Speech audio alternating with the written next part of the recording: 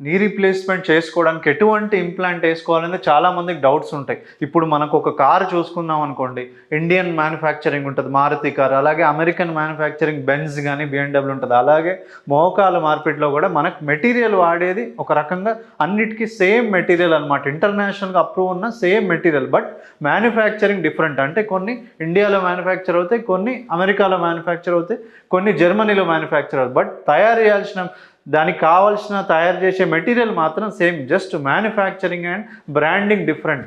చాలామంది ఏంటంటే American implant మంచిదా, ఇండియన్ ఇంప్లాంట్ మంచిదా అని చాలా డౌట్స్ ఉంటాయి. బట్ మీరు గుర్తుపెట్టుకోవాల్సింది ఏంటంటే అప్రూవల్గా ఇంటర్నేషనల్ వస్తేనే ఏ ఇంప్లాంట్ అయినా తయారు చేయడానికి ఉంటుందన్నమాట. దానికి వాడే మెటీరియల్ వచ్చి కొబాల్ట్ క్రోమియం మెటల్ కానీ, మెటల్ ఇంప్లాంట్స్ కానీ, టైటానియం ఇంప్లాంట్స్ కానీ వాడతారు. సో వీటికి మెటీరియల్ మాత్రం సేమ్ ఉంటుంది. Just branding and manufacturing different ఉంటాయి అంతే. సో ఎటువంటి ఇంప్లాంట్ అయినా కూడా గుడ్ రిజల్ట్స్ ఉంటాయి. దాని గురించి మీరు వరీ అవ్వాల్సిన అవసరం లేదు.